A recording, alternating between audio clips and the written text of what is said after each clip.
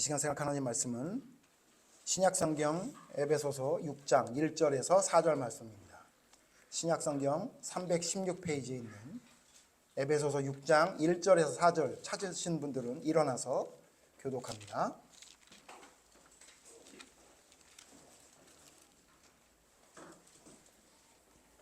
에베소서 6장 1절에서 4절 말씀입니다. 에베소서 6장 1절 자녀들아 주 안에서 너희 부모에게 순종하라 이것이 옳으니라.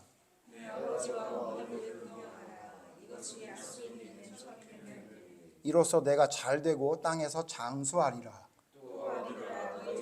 노엽게 하지 말고 오직 주의 교훈과 훈계로 양육하라. 아멘. 자리에 앉으십시오. 오늘은 우리가 그동안 봤었던 예레미야 성경을 잠시 멈추고 5월은 가정의 달이라고 이야기하는데 가정에 대해서 우리가 하나님 말씀을 통해 조금 생각해 볼 말씀이 있어서 에베소서 말씀을 봤습니다. 오늘 제목은 어떻게 얼마나 어디까지입니다. 어떻게 얼마나 어디까지. 이게 무슨 얘기냐? 부모로서의 자녀에게, 자녀로서 부모에게, 또 오늘은 이 두 가지만 생각해 보겠지만 형제로서 이웃에게, 또 우리 주변에 있는 모든 사람들에게 우리가 어떻게 얼마나 어디까지 해야 되는지를 잘 모르는 것 같아서 오늘 말씀을 통해 이 얼마나 어떻게 어디까지 해야 되는지를 좀 생각해 보려고 합니다. 5월은 가정의 달이라고 부르는 거 여러분 잘 알고 계시죠? 내일이 어린이날입니다. 그죠? 그리고 8일은 어버이날이라 그러고 15일은 스승의 날이라고 하고 셋째 주 지나서 첫 번째 월요일을 성인의 날이라고 부르고요. 21일은 또 부부의 날이라고 부르기도 하고요. 또 전 세계에서 5월 15일은 세계 가정의 날이라고 정해서 5월 달은 전 세계의 모든 사람들이 가정에 대해서 생각해 보는 달이기도 합니다. 그래서 우리도 좀 가정에 대해서 생각해 보려고 하는데요. 그런데 문제는 세상에서 말하는 가정에 대한 것과 성경에서 말하는 가족에 대한 것은 좀 다르다는 것을 여러분이 기억을 해야 됩니다. 그래서 혹시 이런 사람이 있을 수 있어요. 나는 세상 사람들이 보기에 가족으로서 의무를 다하고 있다라고 생각해서 끝났다고 생각하는 경우가 있는데 여러분 그건 성경으로 바로 잡아야 됩니다. 여러분 세상 사람들이 하는 것은 원래 하는 겁니다. 원래 하는 거예요. 성경 잘 보면 착하게 살아야 되는 거 그거 여러분 어떻게 해야 되는 거죠? 원래 해야 되는 겁니다. 원래 해야 되는 거예요. 선을 행하는 거 원래 하는 거예요. 그거 뭐 대단한 거 아니라고 성경이 말하고 있어요. 왜 그러죠? 하나님께서 말씀하시는 선은 세상에서 말하는 선과 차원이 다르죠. 또한 우리 살펴봤지만 세상에서 말하는 악과 성경에서 말하는 악은 차원이 달라요. 그렇기 때문에 혹시 이런 사람이 있을 수 있다는 거예요. 나는 아버지로서 어머니로서 세상 사람들이 보기엔 책무를 다했는데 하나님이 보시기엔 악한 일을 할 수 있는 사람이 될 수 있다는 겁니다. 이해되시죠? 그리고 세상 사람들이 볼 때 자녀로서 부모에게 공경했다고 칭찬받을 수 있지만 성경으로 보면 부모를 공경하지 않아 저주받을 사람이 될 수 있다는 겁니다. 그래서 우리는 기준이 세상 사람들의 기준이 아니라 그건 기본이고 그건 원래 해야 되는 거고 성경에서 말하는 기준이 우리에게 부모로서 어떻게 얼마나 어디까지 해야 되는지 자녀로서 어떻게 얼마나 어디까지 해야 되는지를 성경을 통해 좀 생각해 보려고 합니다. 여러분 오늘 읽은 말씀은 아마 지금 뭐 전 세계 교회에서 오늘 제일 많이 읽혀지는 말씀일 거라고 생각이 됩니다. 그런데 여기 있는 말씀을 통해 우리가 알 수 있는 두 가지가 있는데 부모는 자녀를 어떻게 하는 거죠? 양육해야 된다고 성경은 말하고 있습니다. 4절 보시면 또 아비들아 너희 자녀를 노엽게 하지 말고 오직 주의 교훈과 훈계로 양육하라. 이걸 또 오해해가지고 아비들이 하라 그랬으니까 어미는 안 해도 된다라고 생각하는 사람이 있을지 모르겠는데요. 이 아비는 이 가정의 부모의 대표자이기 때문에 어머니까지 포함됐다고 봐야 되는 거죠. 그러니까 여러분 부모는 뭘 하는 사람이냐면 자녀들을 양육하는 사람입니다. 그리고 1절 보시면 자녀들은 뭐 하는 사람이냐면 자녀들아 주 안에서 너희 부모에게 순종하라 이것이 옳으니라 라고 해서 부모에게 순종하라 그랬습니다. 자, 그러니까 오늘 살펴볼 내용이 뭐죠? 부모는 자녀를 어떻게 양육하고 얼마나 양육하고 어디까지 양육해야 되는지, 반대로 자녀로서는 부모에게 어떻게 순종하고 얼마나 순종하고 어디까지 순종해야 되는지를 성경을 통해 살펴보려고 하는 겁니다. 벌써 부담되시죠? 예, 부담되라고 하는 이야기니까 여러분 잘 들으셔야 됩니다. 자, 먼저 이걸 생각하기 전에 여러분, 하나님께서 우리에게 가족을 왜 주셨을까요? 가족을 왜 주셨을까요? 하나님께서 왜 우린 교회라는 공동체를 왜 주셨을까요? 제가 한번 생각해 봤어요. 이러면 좋지 않겠어요? 여러분, 이러면 여러분 좋을 것 같은데, 뭐냐면 하나님이 여러분을 선택했어. 그리고는 제가 너무 이 결혼을 앞둔 사람에게 파괴적인 말을 하는지 모르겠는데, 여러분 선택해가지고 결혼을 안 시키고 아무 사람과 만나지 않게 한 다음에 저기 산에 있는 동굴에 가게 만들 거예요. 그래서 하나님 그 동굴에 갔더니 거기에 에어컨도 있고 냉장고도 있고, 에어컨은 꼭 있어야 돼. 우리 교회 에어컨 없는 분이 계셔가지고, 없으면 안 되는 분이 계셔가지고 에어컨도 있고 먹을 것도 잔뜩 있어. 그래가지고 거기서 하나님이 내가 너를 선택했노라, 내가 너를 사랑하노라 그래가지고 맨날 막 찬양 듣고 막 감사기도 하고 그러다가 천국 가게 하지. 왜 하나님은 가족이란 공동체를 주시고 가족이란 공동체뿐만 아니라 교회라는 공동체를 왜 주셨을까요? 도대체 뭐 때문에 주셨을까요? 여러분, 이거 왜 주신 것 같아요? 내가 그냥 어떤 여자나 남자를 사랑하는 바람에 아이를 낳아서 어쩔 수 없이 가정을 만들었다. 그건 세상이 말하는 논리고, 성경적으로 보면 다 이것이 하나님의 뜻이죠. 그럼 왜 하나님이 가정을 만들게 했을까요? 여러분, 가정이 생기게 되면 좋은 점도 있지만 여러분 잘 아시겠지만 가정의 갈등이 얼마나 많습니까? 오늘은 제가 부모 자식 간에 관한 이야기만 이야기하기도 좀 시간이 많이 걸려서 요것만 이야기하겠지만, 가족이라 하면 형제 자매지간, 저도 절실히 느끼는 거지만 형제 자매지간에 화평하고 화목하게 지내는 게 얼마나 힘든 일입니까? 그죠? 근데 왜 하나님이 그런 가족이나 공동체를 주셨을까요? 왜 그러냐면요, 우리가 그것을 통해 하나님 앞에 온전히 설 수 있기 때문이에요. 잘 들으셔야 됩니다. 그러니까 부모가 자식을 양육하는데 자녀가 말을 잘 안 듣잖아요. 그거 왜 그러냐면요, 부모가 자식을 양육해야 될 하나님이 주신 사명이 있기 때문이기도 하지만, 그 일들을 통해 부모도 성장하고 자라게 된다는 거예요. 그래서 여러분, 자녀들은 희한하게 하나같이 부모의 말을 안 듣습니다. 왜냐하면 그것을 통해 서로 성장하게 만드시기 때문이에요. 그러니까 여러분이 부모가 됐다, 여러분이 자녀가 됐다, 여러분 다, 저도 마찬가지지만 부모이면서 자녀죠. 물론 결혼하기 전에 있는 친구들은 아직 부모는 아니지만 앞으로 그렇게 될 거잖아요. 그러니까 이 두 가지 말씀을 잘 여러분이 듣고, 내가 만약에 결혼을 한다 그러면 어떤 선택을 하는 거냐면, 가정이라는 하나님께서 말씀하시는 가정의 의무를 내가 다하겠다고 하나님께 고백하는 것이 결혼이 돼야 되는 거예요. 그냥 좋다고 결혼하는 게 아니라. 그러니까 무조건 좋다고 결혼하니까 막상 결혼하고 지내게 되니까 자꾸 문제가 생기죠. 부부간에 문제가 생기죠. 자녀와의 문제가 생기죠. 그거 왜 그래요? 전혀 생각하지 않았어요. 그냥 나는 결혼하면 그냥 모여서 사는 거라고 생각했기 때문에 자꾸 지나면서 문제가 생기는 거기 때문에, 성경 안에서 온전한 가정이 무엇인지, 성경에서 말하는 가정을 주신 이유가 뭔지를 여러분이 잘 아셔야 됩니다. 자, 이제 본론으로 빨리 넘어가죠. 자, 그럼 여러분, 하나님이 우리를 가족을 주셨는데, 또 이런 공동체를 주셨는데, 그렇게 주신 이유가 뭐냐면요, 하나님은 우리에게 이런 공동체를 통해서 명령하시는 게 하나 있어요. 그게 뭐냐면요, 찾아보죠. 로마서 12장 18절. 로마서 12장 18절. 로마서 12장 18절 보면 우리에게 명령하신 말씀이 있는데요. 다 같이 읽죠. 시작. 할 수 있거든 너희로서는 모든 사람과 더불어 화목하라. 하나님이 우리에게 공동체를 주신 이유는, 가족뿐만 아니라 어떤 공동체를 주신 이유는 그 공동체 속에서 더불어 화목하게 하는 것을 배우게 하시는 거예요. 비슷한 말씀인데 히브리서 12장 14절에는 이 말씀을 조금 더 확대해서 우리에게 이렇게 말씀하고 있어요.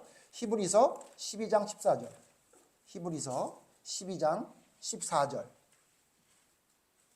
히브리서 12장 14절 같이 읽죠. 시작. 모든 사람과 더불어 화평함과 거룩함을 따르라. 이것이 없이는 아무도 주를 보지 못하리라. 뭐라고 얘기했냐면요, 만약에 너희들이 모든 사람과 더불어 화평하지 못한다? 그러면 너 하나님을 못 볼 수도 있다라고까지 말씀하셨어요. 그러니까 이거는 선택하는 게 아니에요. 내가 화목할까 말까를 선택하는 게 아니라 이건 반드시 해야 되는 일이라는 거죠. 그러니까 가족이 화목해야 되는 거예요. 교회가 화목해야 되는 거예요. 그게 하나님이 우리에게 주신 명령이라고 고린도후서 5장 18절에 말하고 있어요. 하나 더 찾아봅시다. 고린도후서 5장 18절. 고린도후서 5장 18절. 고린도후서 5장 18절 제가 있습니다. 그럼 19절 읽어주세요. 고린도후서 5장 18절 모든 것이 하나님께로서 났으며 그가 그리스도로 말미암아 우리를 자기와 화목하게 하시고 또 우리에게 화목하게 하는 직분을 주셨으니 19절 곧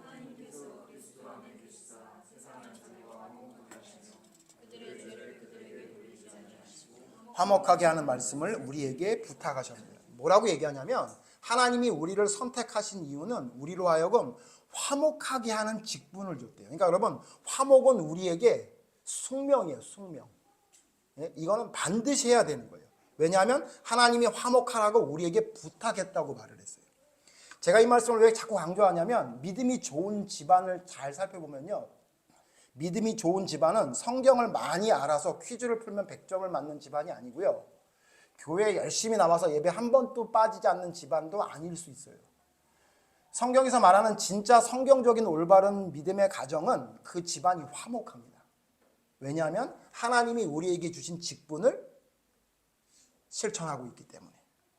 혹자는 이렇게 말할 수 있어요. 목사님 모르는 소리 하지 마세요. 아내가 남편을 얼마나 힘들게 하는지 아세요? 목사님 모르는 소리 하지 마세요. 남편이 아내를 얼마나 힘들게 하는지 알기나 아세요? 예, 제가 너무 잘 압니다. 저는 제 아내를 누구보다도 힘들게 했던 사람이고 제 아내도 저를 누구보다도라고 하면 안 된다고 해서요. 수정하겠습니다. 조금 힘들게 했습니다.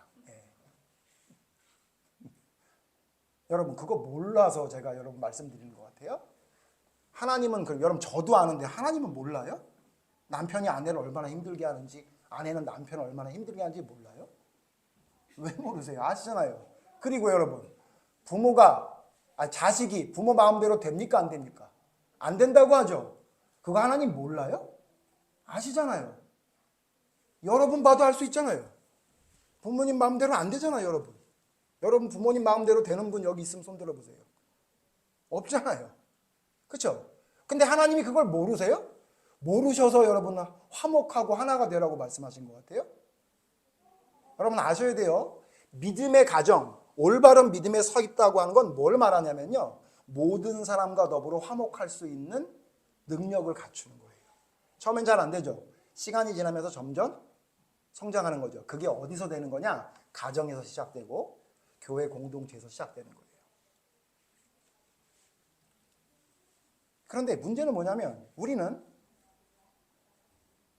함정에 빠져 있는 사람들이 많아요. 어떤 함정이냐면 이 정도면 됐다라는 함정에 빠져 있는 경우가 많아요. 여러분 잘 들으셔야 돼요. 이 정도면 됐다라는 함정이 우리에게 제일 위험합니다. 차라리 나는 모자라 이러면 괜찮은데 뭐가 문제냐면 이 정도면 됐다라고 하는 게 여러분 큰 우리의 함정입니다. 예를 들어볼까요? 우리 교회에서 나왔던 얘기인데 우리 교회 집사님이 저는 우리 애들 성인만 되면 다 내보내고 이제 안 돌볼 거예요. 이런 얘기를 하시더라고요. 여러분도 그러고 싶죠? 그렇죠? 성경적일까요? 세상에서 말하면 그렇다 그래요. 그래 성인 될 때까지 키워줬으면 됐지. 이제 지가 알아서 나가야 되지. 이렇게 얘기할 거예요. 그런데 여러분 성경은 뭐라고 말하죠? 자녀를 성인이 될 때까지만 키우고 양육하면 끝이라고 말하던가요? 아니죠. 아니에요. 제가 오늘 성경 찾아볼 거예요. 계속. 여러분 근데 있잖아요. 세상은 우리에게 뭐라고 자꾸 종용하냐면 됐어. 그 정도면 됐어. 너 할 만큼 했어. 이렇게 말을 한다고요.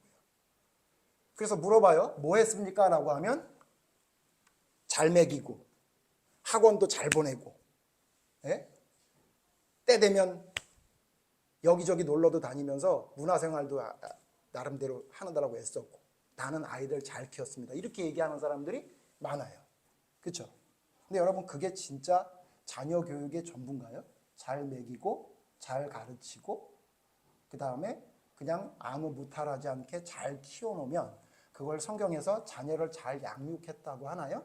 아닌 거 아시죠? 여러분 그래서 우리가 알아야 될 게 뭐냐면 이 정도면 됐다라는 생각이 우리의 믿음을 굉장히 망가뜨립니다. 그래서 그런 마음은 항상 믿음과 연결이 돼요. 그래서 우리가 세상을 살아갈 때 인간적인 관계나 삶 속에서 이 정도면 됐다라는 생각으로 살아가는 사람은 반드시 믿음도 이 정도면 됐다라는 생각을 가지게 돼요. 이게 연결이 되어 있기 때문에. 그래서 여러분, 이 정도면 됐다라는 함정에 빠지시면 안 됩니다. 그러면 성경에서 자녀를 어떻게 양육해야 되는지, 부모에게 어떻게 순종해야 되는지 성경은 어떻게 말하고 있을까요? 살펴보게요. 그래서 제가 성경을 쭉 살펴봤더니 성경에 모델들이 있어요. 모델들이. 그래서 그 모델들을 한번 살펴보려고 그래요. 자, 아까 좀 전에 말씀드린 대로 성인이 되면 이제는 독립해야 되니까 그런 얘기 많이 하죠. 이제 아이들 독립시켜야 된다. 여러분 오해하시면 안 됩니다. 자녀를 독립시키지 말고 그 수화해 놓고 계속 돌보란 얘기가 아니에요. 이따 끝에 설명을 드리겠지만 자녀를 돌보는 것에 대한 그 가이드라인이 성경에서 말하고 있는데 경제적인 정서적인 독립은 시켜야 되지만 제가 지금 말씀드리는 거는 신앙적인 믿음의 공유를 이야기하는 거예요. 자, 봅시다. 만약에 성인이 된 다음에 자녀를 돌보지 않아도 된다고 말한다면 그럼 큰일 나요. 잘 들으셔야 돼요. 부모는 자녀를 성인이 되면 끝났다고 생각하면 안 되고 또한 자녀 또한 나는 이미 성인이 됐으니까 부모의 품을 벗어나야 된다는 생각이 얼마나 위험한지를 성경에서 우리에게 알려준 사건이 있죠. 그게 무슨 사건이죠? 그게 뭐냐면요. 그게 엘리 제사장 사건이에요. 자, 여러분 성경 찾아보진 않겠습니다만 사무엘서에 있는 엘리 제사장 이야기를 잘 보면요. 엘리 제사장의 두 아들 홈니와 비나스가 무슨 짓을 합니까? 재물을 훔쳐먹고 그 다음에 성전에서 봉사하는 여인과 간통을 저지를 일이 나타나죠. 그런 일이 생기죠. 자, 그때 홈니와 비나스의 나이가 몇 살입니까? 성경에는 안 나와요. 근데 이 홈니와 비나스가 직분이 뭐라 그래요? 그가 제사장이라 그랬어요. 자, 그럼 적어도 몇 살 이상이 돼야 되는 거예요? 30세 이상이 돼야 되는 거예요. 자, 그러면 하나님이 엘리 제사장을 찾아와서 네 두 아들이 왜 이렇게 엉망진창이냐? 그러면 엘리가 뭐라 그래야 돼요? 저 끝났는데요. 저 할 만큼 했는데요, 하나님. 쟤네들이 제사장까지 됐는데 제가 또 돌봐야 되나요? 이렇게 말해야 되잖아요. 근데 그렇지 않았죠. 그리고 여러분 잘 아시죠? 심지어 아들을 불러다가 얘기는 했는데 그 얘기가 아이들에게 들어가지 않았죠. 그래서 어떻게 돼요? 하나님이 홈니와 비나스를 불러서 얘기한 게 아니라 엘리를 불러서 뭐라 그래요? 네가 나를 우습게 여기는구나. 나보다 자식이 더 소중하니? 라고 얘기해서 말만 하고 그들의 행동을 제어하지 못한 걸 누구의 책임으로 물어요? 아버지의 책임으로 묻고 있다고요. 부모님들 오해하면 안 돼요. 자녀를 여러분이 어떻게 얼마나 어디까지 양육해야 돼요? 그냥 밥만 먹이고 성인이 돼서 결혼시켰으면 끝나요? 또 어떤 사람은 결혼시키면 끝났대요. 여러분 홈니와 비나스는 결혼했습니까? 안 했습니까?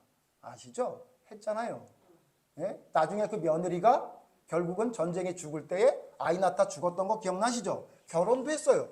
결혼도 했고 제사장도 됐고 했는데 그 책임을 누구한테 묻고 있어요? 아버지에게 묻고 있다는 거죠. 자, 아버지에게 무슨 책임을 묻는 거예요?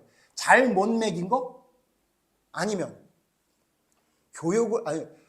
학업을 제대로 못 시킨 거, 학원 제대로 안 보낸 거? 그거에 대한 책임을 묻는 게 아니라 무슨 책임을 묻고 있는 거예요? 신앙적으로 올바로 서 있지 못하게 한 것에 대한 책임을 묻고 있는 거예요. 맞죠?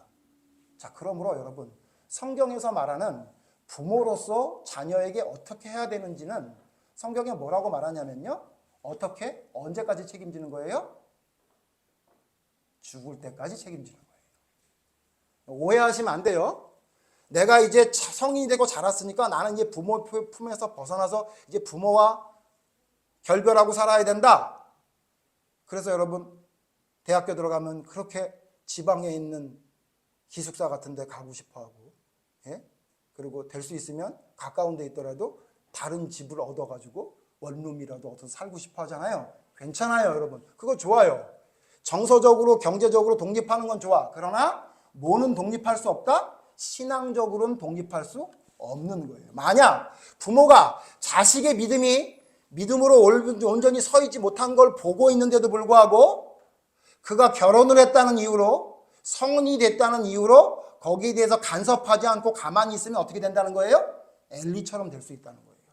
그러므로 성경은 우리에게 뭐라고 말하고 있냐면 부모로서의 자녀를 양육하는 책임은 어디까지 있다?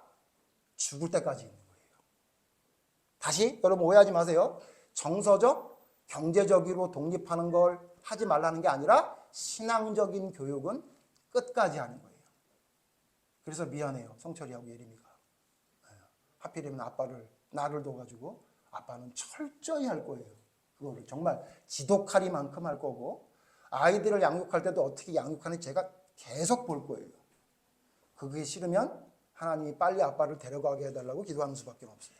왜냐? 저는 이게 고집이 아니라 성경에서 말하는 부모의 책임이라고 사명이라고 성경이 말하고 있기 때문이에요. 여러분 이렇게 성경에 부모로서의 책임을 끝까지 다한 사람이 성경에 많이 나오지만 한 사람만 여러분에 소개하면 아까 우리가 예배드리기 전에 불렀던 찬양 중에 요게벳의 노래라는 찬양이 있죠. 여러분 성경에 보면 부모로서의 책임을 끝까지 잘한 사람 누가 나오냐면요. 아므람과 요게벳이에요. 아므람은 누구죠? 모세의 아버지고요. 요게벳은 누구죠? 모세의 어머니예요. 자, 이들의 이야기를 잘 아시지만 오늘 성경을 한번 찾아볼게요. 이들이 얼마나 자녀를 위해 애썼는지가 출애굽기 보면 나와요. 여러분 출애굽기 보세요. 출애굽기 2장에 보면 2장 1절로 제가 읽습니다. 여러분 눈으로 따라오십시오.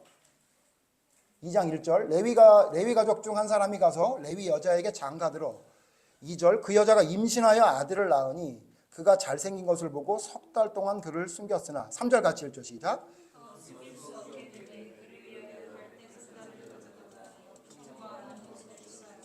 아기를 거기 담아 나일 강가 갈대 사이에 4절 그의 누이가 어떻게 되는지를 알려고 멀리 섰더니 여러분 2장 1절로 4절을 통해 아므람과 요게벳이 얼마나 자녀 양육하는데 최선을 다했는지를 말해주고 있는 거예요. 하나 물어봅시다. 여러분 이 사건 잘 아시죠? 아므람과 요게벳이 아이를 낳았어요. 근데 그때가 언제예요? 애굽왕 바로가 남자아이를 낳으면 강에 던지라고 했던 때였어요. 근데 불행히도 누굴 낳은 거예요? 아들을 낳은 거예요. 딸을 낳았으면 그냥 키울 수 있는데. 근데 자기 자식을 낳아놓고 그냥 버릴 수 있는 부모가 어디 있어요? 석 달을 숨겼어요.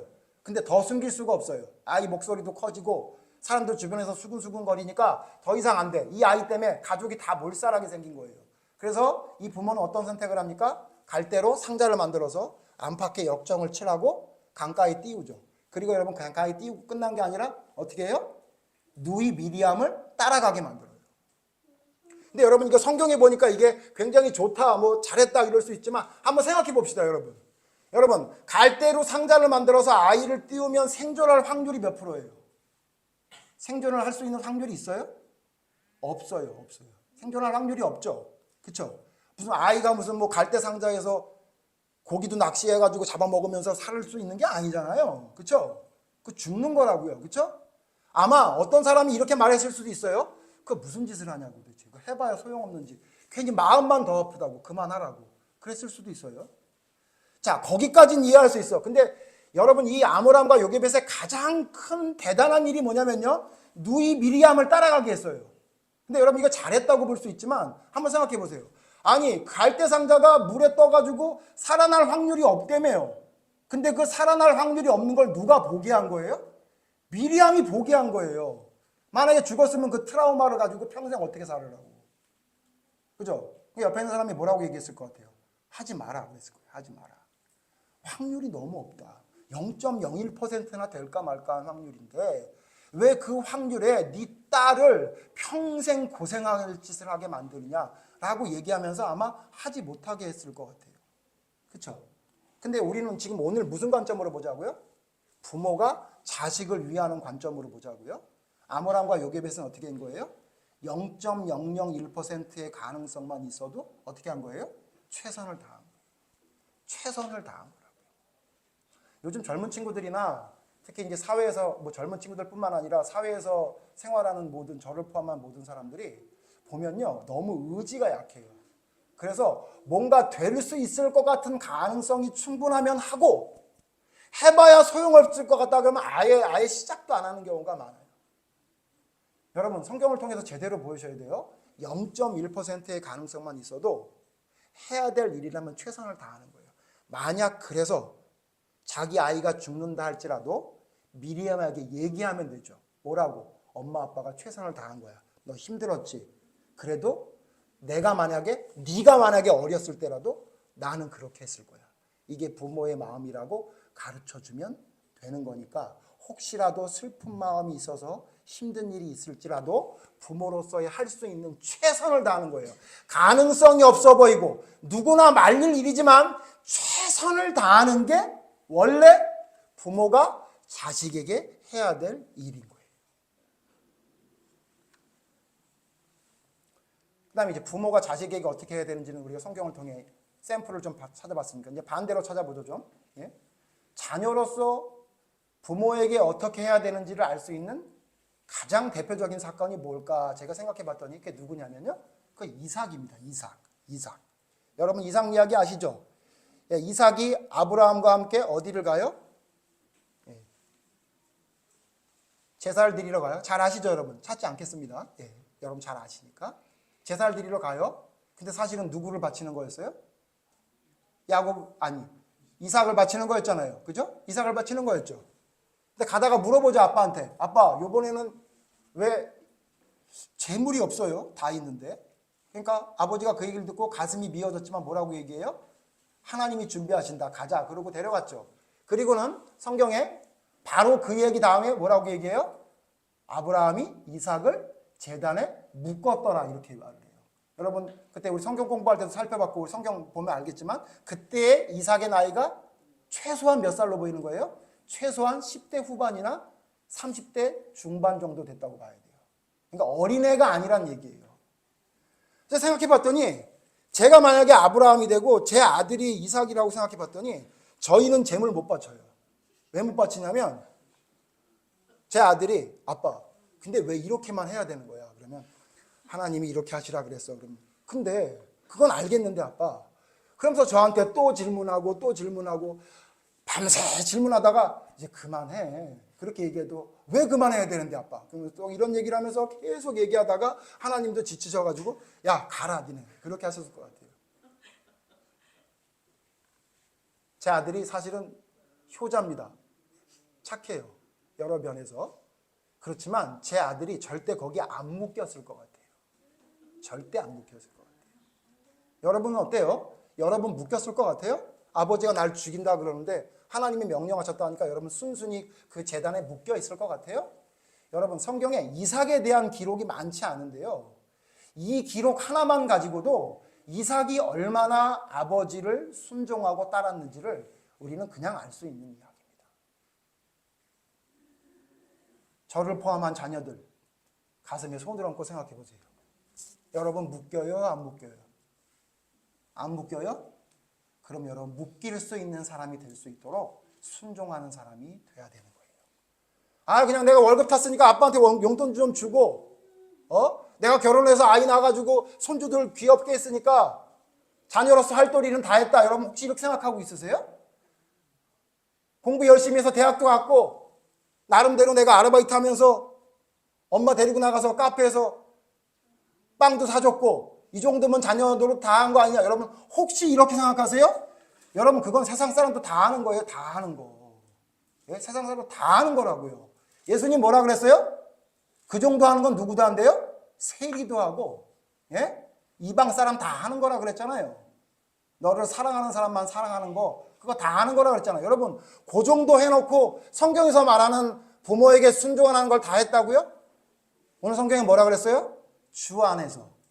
그러니까 뭐예요? 하나님의 말씀에서 어긋나는 거 아니라면 부모에게 순종하는 게 원래 원칙이에요. 여기까지 여러분 잘 아시죠? 이제 마지막으로 하나만 더 살펴볼 건데 자 여기 말하는 부모 자식이라는 게 과연 그러면 진짜 혈육만 부모 자식을 이야기하는 걸까요?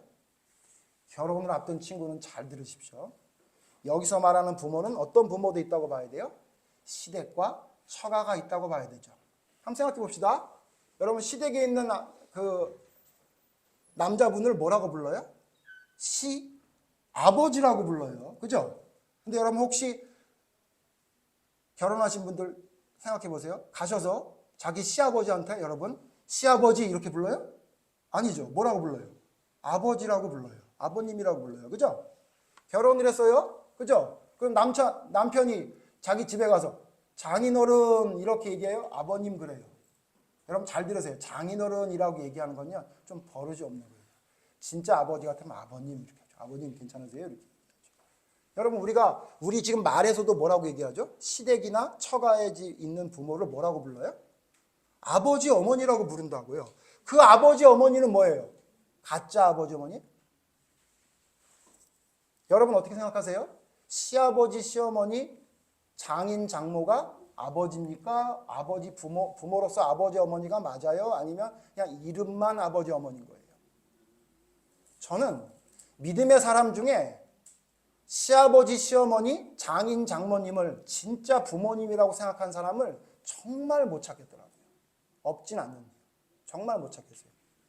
말로만 아버지 어머니라 그러지 사실은 남이잖아요. 여러분 마음속에도 그렇게 생각하고 있잖아요. 어차피 남이잖아요. 그죠?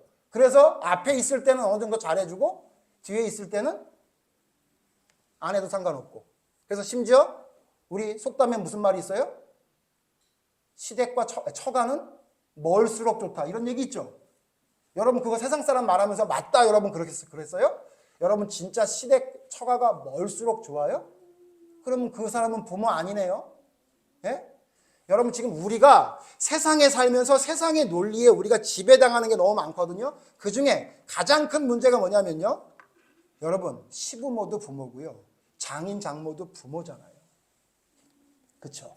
근데 여러분 진짜 자기 부모처럼 정말로 공경합니까? 안 하죠. 그러면 여러분 부모를 공경하지 않는 겁니다. 성경에서 부모라고 하는 건 시부모뿐만 아니라 처가에 있는 장인 장모뿐만 아니라 내 주변에 있는 나이 많은 사람도 다 성경에선 부모라고 얘기하는 거라고 봐야 돼요. 그런데 실제로 결혼한 내 배우자의 부모도 내 부모로 생각하지 않고 멀리 떨어져 있으면 좋겠어요? 여러분 큰일 난 거예요. 그래서 제가 찾아봤어요. 성경에서는 뭐라고 말하나? 성경에서는 그러면 어떻게 하라고 말했나? 다 샘플이 있어요. 성경이 얼마나 재밌는지 몰라요. 제가 여러분 시간만 되면 지금부터 계속 얘기하고 싶어요. 그런데 몇 사람만 찾아보죠. 시어머니한테 며느리가 잘해야 된다는 건 성경을 통해 누구를 통해 알려줬죠? 룻을 통해 알려줬죠. 나오미와 룻 관계 아시죠? 여러분 오늘 제가 시간 많이 지났으니까 성경을 안 찾아볼게요. 여러분 다 아시니까 뭘 찾아볼 필요가 뭐 있어. 그죠? 어떻게 해요? 룻이 뭐라 그랬죠? 시어머니 나오미한테 뭐라 그래요? 어머니 하나님이 나의 하나님이다. 시어머니가 뭐라 그랬어요? 나 거지야. 나 거지 됐다고. 너 그냥 여기 있는 게 좋아. 라고 했는데도 불구하고 그 며느리가 어떻게 해요? 어머니 하나님이 나의 하나님이다. 어머니가 걸뱅이 짓을 하면 제가 가서 걸뱅이 짓을 하겠습니다. 그리고 따라왔던 게 누구예요? 그게 룻이에요. 그러므로 며느리 되실 분들 혹은 며느리 된 분들 잘 들으세요. 시어머니한테 어떻게 하는 게 성경적으로 옳은 거예요? 룻처럼 하는 거예요. 그게 성경적이라고요. 아, 왜 오셨어요? 왜 전화도 안 하고 오셨어요? 뭐 요즘 이런 사람들 있더만요. 우리 교인 중에 그러면 제가 진짜 찾아가서 귓방맹이를 먹일 거예요. 진짜. 정신 똑바로 차리세요, 여러분. 부모가 나에게 조금 예의 없이 굴어도 여러분이 예의 없이 군 것보다 훨씬 적게 예의 없이 굴 거예요. 명심하셔야 돼요. 그 다음에 여러분 이제 시어머니 며느리 봤으니까 누구 봐야 돼요? 시아버지와 며느리를 봐야 되죠. 성경의 시아버지와 며느리의 관계를 우리에게 알려주는 귀중한 성경 말씀인데 그게 누구냐면 유다와 다말이에요. 유다가 누구죠? 다말의 시아버지였죠. 근데 이 시아버지 어떤 시아버지였어요? 못된 놈의 시아버지였죠. 여러분 시아버지가 못됐다고 생각해 보세요. 공감이 되는 사람이 있어요? 저도 시아버지가 될 사람이라 참으로 걱정이 많이 되고 있습니다만 시아버지가 못됐어. 그러면 며느리들 어떻게 할 거예요? 못되게 굴 거죠. 아니면 앞에선 하는 척하고 뒤에서 못되게 말할 거죠. 다말이 그랬어요? 다말 그러지 않았어요. 그 며느리가 자기 시아버지가 다른 면으로는 훌륭했는데 그 모자란 그 한 면을 채우기 위해 어떻게 했죠? 자기의 온 생애를 바쳐서 자기 시아버지가 네 며느리 네가 나보다 의롭다는 이야기를 할 때까지 참고 견뎠어요. 오해하지 마세요. 또 시아버지가 될 사람이라 며느리 될 사람한테 참고 견뎌라라고 얘기하는 게 아니에요.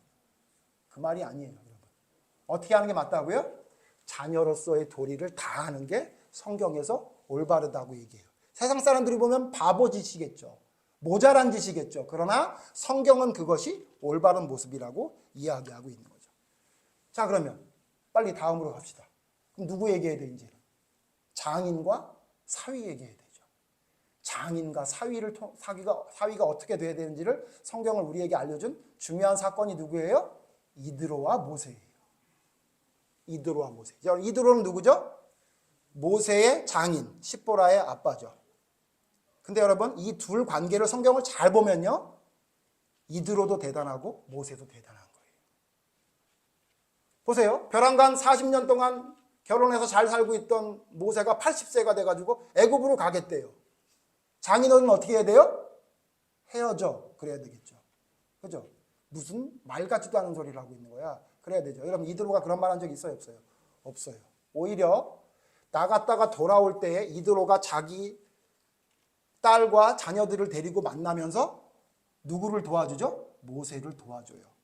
우리가 알고 있는 10부장, 50부장, 100부장, 1000부장이 누가 만든 제도예요? 이드로가, 장인이 만들어준 제도예요. 자, 어때요? 불안한 자기 사위를 보고 지팡이밖에 없는 저 80세 노인네가 자기 백성을 구한다고 갈 때 이드로는 어떻게 했어요? 그냥 보고 있었던 거예요. 그리고 데리고 나왔는데 200만 명을 데리고 나왔어. 아이고, 얘네들을 어떻게 하려고 데리고 나왔나. 그러고 한시마다 내 딸을 어떻게 하냐 이렇게 한 게 아니라 어떻게 했죠? 자기 사위를 도와줘요. 너 이렇게 하면 안 된다. 너 이러다가 너 아무것도 안 돼. 라고 도와주는 관계가 됐었죠. 여러분, 그게 성경에서 올바른 관계예요. 근데 여러분 어때요? 저도 사위지만 저는 개인적으로 장인어른에게 이쁨 받으려고 노력을 굉장히 많이 합니다. 그런데 저희 장인어른이 냉랭한 사람이라서 그렇게 저를 좋아한다는 얘기는 안 하지만 요 근래에 보면 조금 좋아하시는 것 같아요. 30년 만에 드디어 이제 좀 좋아하는 게 좀 보이는 좀 기미가 보입니다. 그래도 어떻게 하라는 거예요? 끝까지 섬기고. 사위가 한심하기 짝이 없이 말도 안 되는 것을 한다고 해도 내가 할 수 있는 한 도와주는 관계가 성경에서 말하는 올바른 관계예요. 저는 좀 심히 걱정되는 게 우리 교회에도 이제 장인 어린이들 사람들이 다 있잖아요. 제가 볼 땐 김청희 집사는 별로 걱정이 안 되는데 실명을 또 거론했는데 안성이 있는 그 집사는 좀 걱정이 돼요. 물론 저보다 더 잘할 것 같긴 하지만 말도 안 되는 놈이 사위로 들어온다 그러면 아주 꼴도 보기 싫다 그러고 안 볼까 봐 걱정이 됩니다. 그러지 마십시오. 마지막 하나 더 찾아봅시다. 한 케이스 찾아봅시다. 이제 나머지 누구예요? 장모와 사위의 관계. 장모와 사위의 관계가 가장 성경적으로 올바른 것은 어디를 보면 알 수 있느냐? 요거는 찾아봅시다. 요거 찾아봅시다. 마태복음 8장 14절에 보면 나옵니다. 마태복음 8장 14절에 보면 장모님과 사위의 관계가 어떤 것이 가장 아름다운 모습인지를 우리가 유추할 수 있는 성경이 있어요. 마태복음 8장 14절. 같이 읽죠. 시작. 예수께서 베드로의 집에 들어가사 그의 장모가 열병으로 앓아 누운 것을 보시고. 자, 이거예요. 자, 베드로의 장모님이 누구죠? 몰라요. 그냥 장모님이에요, 그냥. 근데 열병이 났대요. 그런데 열병이 난 장모가 지금 어디 있대요? 베드로의 집에 있대요. 베드로의 집에 있대잖아요. 여러분, 지금도 이게 희귀한 일이지만 옛날에는 상상할 수 없는 일이에요. 그러니까 장모가 아프니까 장모님을 베드로가 자기 집으로 모셔온 거예요. 그래서 예수님이 고쳐준 거예요. 장모님이 아프면 사위들 어떻게 하고 있어요? 도망가는 거 아니에요? 갑자기 바쁜 일 있다고? 그런데 여러분, 베드로는 어떻게 했어요? 자기 집에 모셔와서 자기가 할 수 있는 최선을 다한 거예요. 그게 성경에서 말하는 가장 아름다운 관계예요. 제가 성경에는 예를 찾아 말씀드렸지만 여러분 무슨 얘기죠? 결국 장인, 장모, 시아버지, 시어머니도 어떻다는 거예요? 부모와 똑같다는 거예요. 그게 성경에서 말하는 올바른 믿음의 모습이라는 거예요. 결론 지읍시다. 자, 그러면 부모로서 자녀를 어떻게, 얼마나, 어디까지 해야 됩니까? 어떻게 해야 될까요? 부모로서 자녀를 어떻게? 하나님께 하듯 얼마나 할 수 있는 한 최선을 다해서 어디까지? 죽기까지 양육해야 되는 거예요. 그게 부모가 돼야 될 일이에요. 여러분 이거 하기 싫으면 결혼하지 마세요. 그게 여러분 부모가 해야 될 일인 거예요. 그래서 결혼은 쉽게 하는 게 아니에요. 내가 부모로서의 책임을 하나님께 하듯 할 수 있는 한 최선을 다해서 죽을 때까지 할 마음이 있을 때 부모가 되는 겁니다. 자녀는요. 여러분이 원하지 않았지만 태어났잖아요. 자녀로서 여러분에게 어떻게 해요? 여러분 어떻게 부모에게 순종하라고요? 하나님께 하듯 순종하세요. 그게 성경에서 말하는 순종입니다. 얼마나 순종해요? 여러분이 할 수 있는 한 최선을 다해서 순종하는 거예요. 신앙에서 어긋나는 게 아니라면.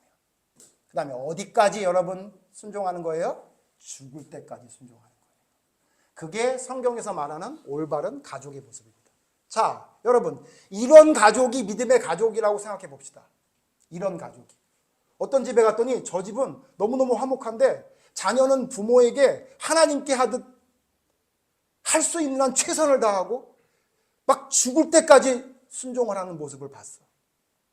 그리고 부모는 자녀를 위해서 하나님께 하듯 돌보고 할 수 있는 한 최선을 다해서 자녀를 돌보고 결혼해서 나갔다고 끝난 게 아니라 죽기까지 쫓아다니면서 그를 돌봐요. 폭삭 속가수다 봤잖아요. 거기서 말하는 부모 자식 관계가 우리가 살펴본 그 관계 아니에요? 근데 여러분 그거 보면서 뭐라 그랬어요? 저거는 현실에서 없어. 저런 남편은 현실에서 없고 저런 아내는 현실에서 없고 저런 부모는 현실에서 찾기가 어려워. 그랬죠? 여러분 믿음의 가정이 그런 가정이라면 제가 볼 때 전도 안 해도 돼요. 전도 안 해도 된다고. 주변 사람들이 다 예수 믿고 싶어 할 거야. 왜? 저 사람들이 나랑 다르거든요. 여러분을 보면서 하나님을 바라보게 하고 있어요? 여러분의 가정을 보면서 하나님이 주신 화목한 가정을 느낄 수 있게 여러분 하고 있어요? 그렇지 않은 이유가 뭘까요? 부모로서 최선을 다하지 않아서 그래요. 자녀로서 최선을 다하지 않아서 그래요. 이기적이고 개인적이고 자기중심적인 생각이 있기 때문에 부모는 부모 노릇 제대로 못하고 있고 자녀는 자녀 노릇 제대로 못하고 있는 거예요. 그래서 복음이 막히는 겁니다. 믿지 않는 사람들 전도하려고 여러분 애쓰지 마세요. 여러분이 자녀로서 최선을 다하잖아요. 여러분이 부모로서 최선을 다하잖아요. 오늘 살펴보진 않았지만 여러분이 형제로서 최선을 다하잖아요. 형제에 대한 이야기는 에서와 야곱을 보면 알 수 있고 자매에 대한 이야기는 라헬과 레아를 보면 알 수 있고 여러분 성경에 다 있어요. 다. 남매에 대한 이야기는 누구를 보면 알 수 있어요? 네? 남매에 대한 이야기는 시몬과 레위와 디나를 보면 알 수 있고요. 압살롬과 다말을 보면 알 수 있어요. 무슨 말인지 알면 다행인데 무슨 말인지 아예 모르면 성경 공부 좀 해야 되는 거예요. 성경에 다 있다고요. 어떻게 돼야 되는지. 그대로 살아보세요.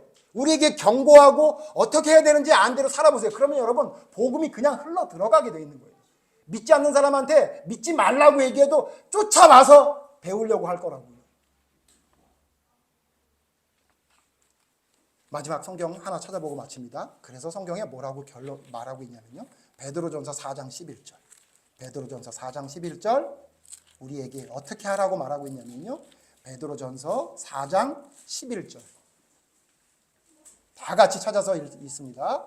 베드로전서 4장 11절 같이 시작. 만일 누가 말하려면 하나님의 말씀하시는 것 같이 하고 누가 봉사하려면 하나님이 공급하시는 힘으로 하는 것 같이 하라. 이는 범사의 예수 그리스도로 말미암아 하나님이 영광을 받으시게 하려 함이니 그에게 영광과 권능이 세세 무궁토록 어떻게 하래요? 말하는 것도 봉사하는 것도 어떻게 하래요? 하나님이 하는 것처럼 하나님이 공급하시는 것처럼 하래요. 여러분 우리가 모든 일을 할 때 하나님이 날 지금 보고 있다는 생각을 가지고 우리가 하고 있다면 하나님의 영광이 나타나고 결국은 복음이 전달될 수 있다고 이야기하고 있습니다. 가정의 달입니다. 여러분은 어떤 존재입니까? 저를 보면 저는 자녀고 부모고 형제고 이웃입니다. 그러면 성경에 자녀로서 어떻게 해야 되는지, 부모로서 어떻게 해야 되는지, 형제에게는 어떻게 해야 되는지 성경을 통해서 여러분이 올바로 하나님의 말씀을 바로 세워야 합니다. 그러지 않으면 우리의 믿음은 잘못돼 나갈 수밖에 없습니다.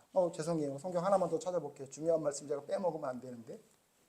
성경 한 군데 찾아보죠. 예? 성경에 뭐라고 말하고 있냐면요. 요한일서 4장 20절 보세요. 요한일서 4장 20절.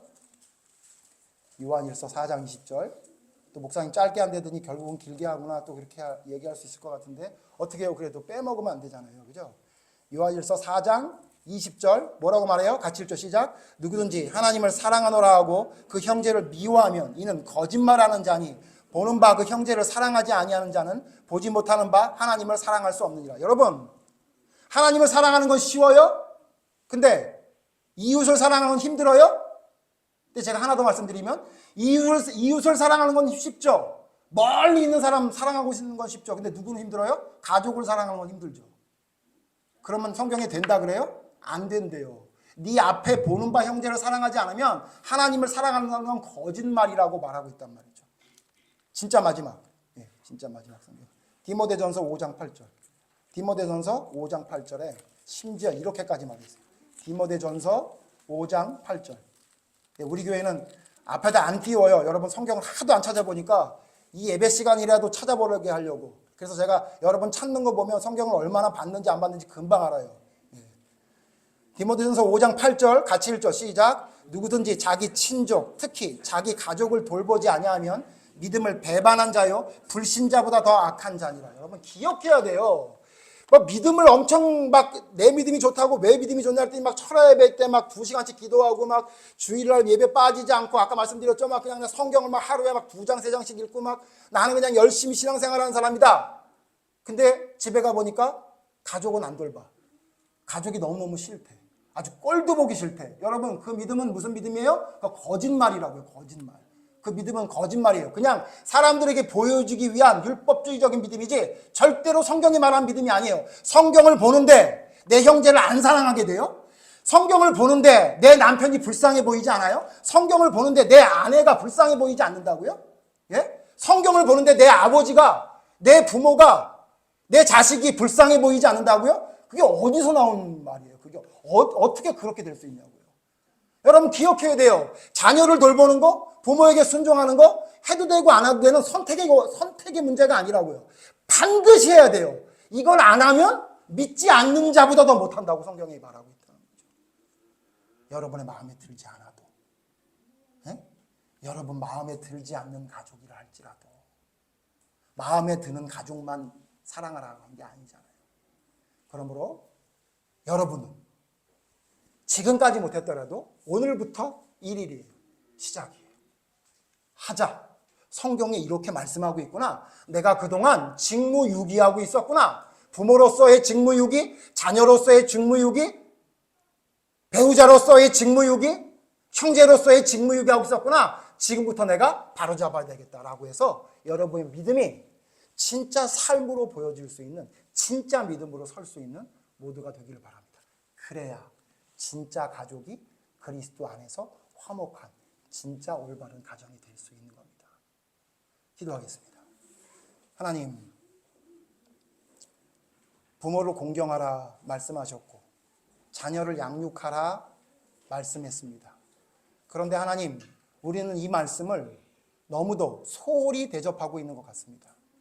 그냥 대충 어느 정도만 하면, 이 정도면 했다는, 이 정도면 됐다는 잘못된 늪에 빠져서 하나님께서 명령하신 부모로서 자녀로서 해야 될 일들은 제대로 하지 않으면서 세상이 괜찮다고 하니 정말 괜찮은 줄 알고 살아갔던 것이 우리의 모습이 아닌지 돌아보게 됩니다. 하나님, 성경에서 말하는 올바른 부모의 모습과 자녀의 모습을 되찾을 수 있는 저희가 되게 하여 주시옵소서. 그래서 세상이 우리의 믿음을 보고 깜짝 놀랄 수밖에 없는 초대교회의 역사가 우리의 삶 속에 나타나는 우리의 믿음이 되기를 간절히 바랍니다.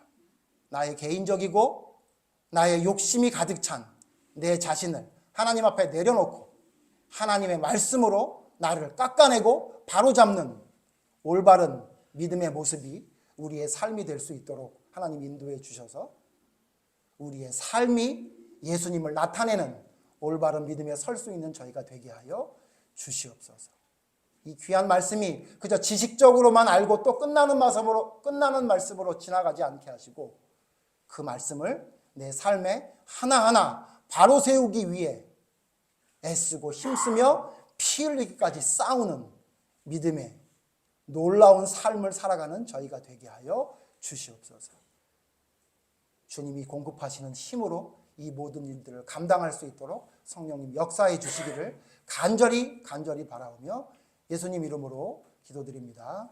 아멘.